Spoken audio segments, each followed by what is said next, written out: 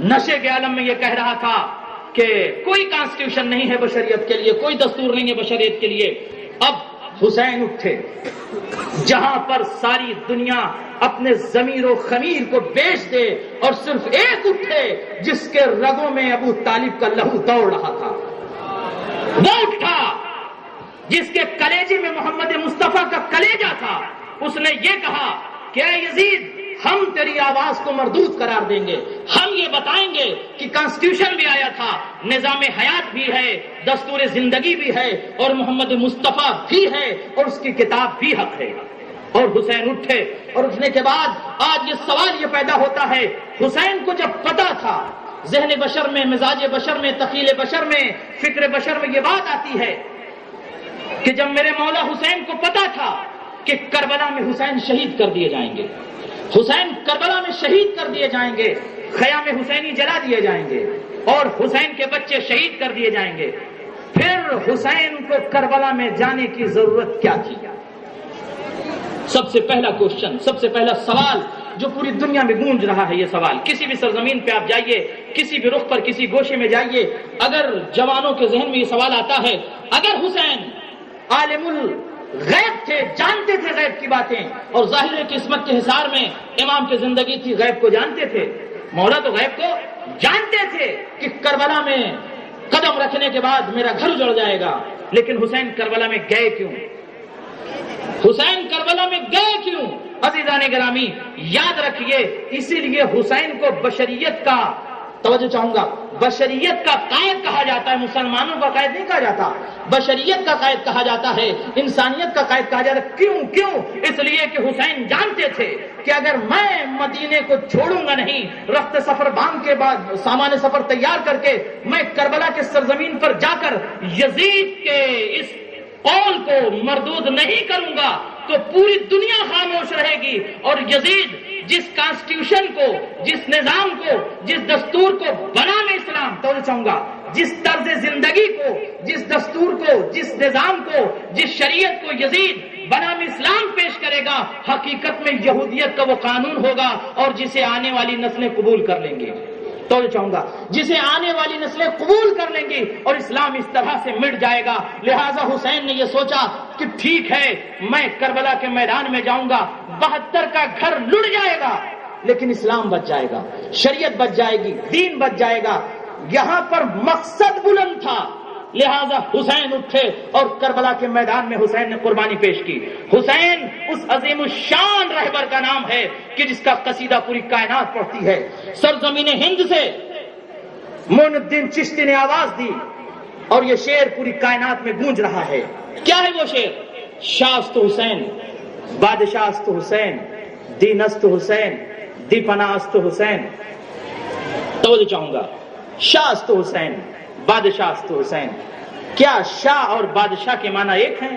اگر شاہ اور بادشاہ کے معنی ایک ہیں تو معین الدین چشتی ولی تھے، معین الدین چشتی مودت اہل بیت میں ڈوبے ہوئے تھے۔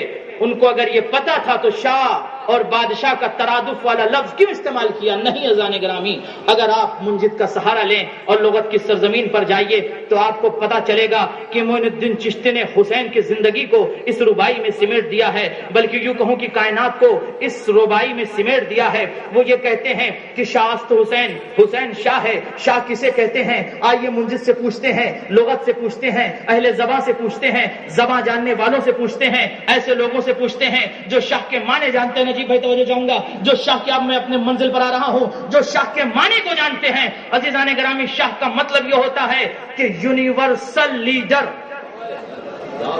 Universal leader. حسین ایسے شاہ کو کہتے ہیں جو صرف اور صرف ایک ملک کا نہیں، اور صرف ارض کا نہیں، بلکہ کائنات کا یونیورسل عالمی رہبر کا نام ہے شاہ۔ ایک ایگزامپل آپ کے سامنے دوں، ایک فرشتے سے خطا آسمان پر ہوئی،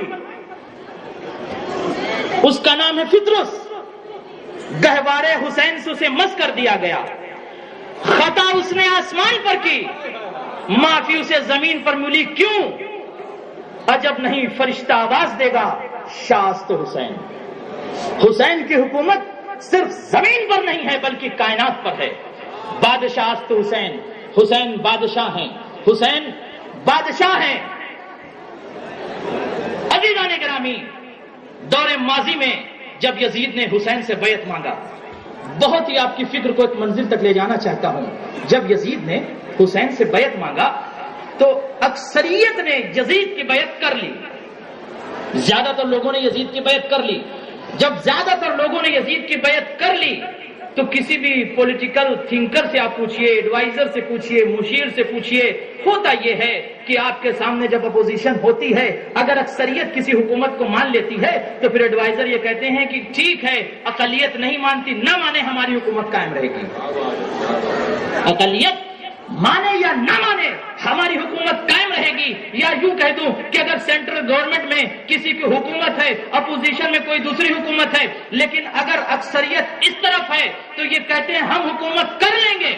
اقلیت مانے یا نہ مانے، توجہ چاہوں گا، مانے یا نہ مانے، جب یزید کی اتباع اور یزید کو ماننے والے، چاہے وہ دہشت میں مان رہے ہوں، چاہے وہ ڈر سے مان رہے ہوں، یہ پولیٹیکل سائنس کے خلاف ہے، یہ پولیٹیکل ویز کے خلاف ہے کہ جب دنیا یزید کے دبدبے سے کانپ رہی تھی، یزید کے ظلم و تشدد سے کانپ رہی تھی، یزید کے ظلم کے سامنے گھٹنے ٹیک رہی تھی، ساری دنیا یزید کو بادشاہ مان رہی تھی، تو یزید نے اپنی پوری طاقت کو حسین کے خلاف کیوں لگا دیا؟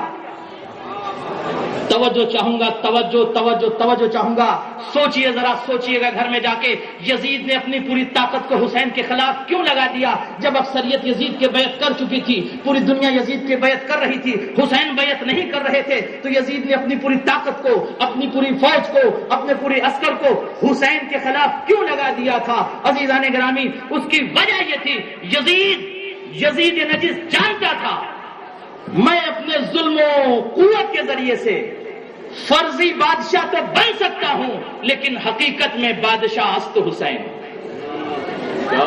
حقیقت میں بادشاہ است حسین۔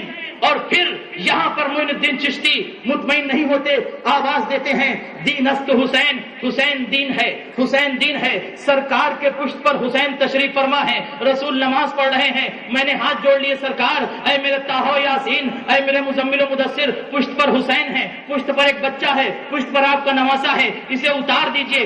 عجب نہیں سرکار کا جواب آئے، اب یہاں پر حکم یہ ہے کہ نماز کو طویل کرو، نماز کو طویل کرو، نماز کو طویل کرو۔ وارث شریعت ہیں، وارث شریعت کو حکم یہ دیا جا رہا ہے کہ بچہ پشت پر ہے، نماز کو طویل کرو۔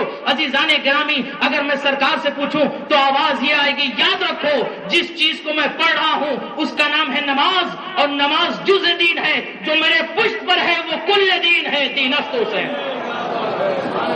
جو میرے پشت پر ہے۔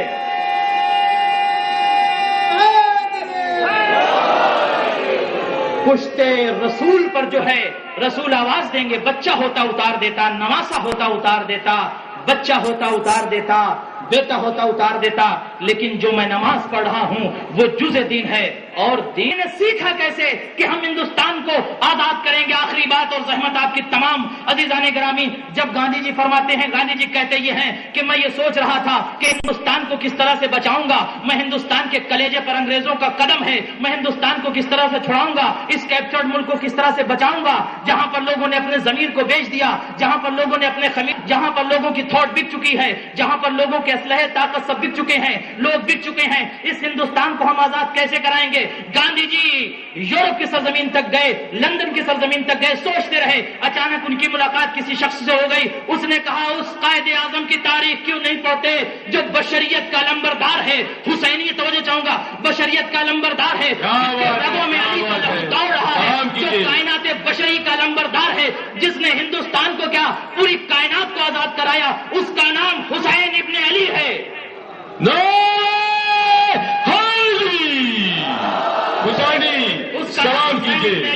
اس کا نام حسین ابن علی ہے۔ اب گاندھی جی نے مختصراً آپ کی زحمت تمام، گاندھی جی نے تاریخ کربلا کا مطالعہ کیا، مطالعہ کرنے کے بعد اب گاندھی جی نے یہ دیکھا کہ کربلا کی سرزمین پر اس طرف باطل ہے، اس طرف حق ہے، اس طرف ظلم ہے، اس طرف صبر ہے۔ کائنات کربلا میں یہ دیکھا کہ 72 ایک طرف ہیں لیکن یقین کی منزل پر فائز ہیں، اس طرف جو 60,000 یا 1 لاکھ کا لشکر تھا وہ بکے ہوئے تھے، 1 لاکھ کا لشکر تھا جو بکے ہوئے تھے۔ اور گاندھی جی نے یہ دیکھا کہ ہمارے اندر اگر عزم و استحکام آ جائے، استقلال آ جائے،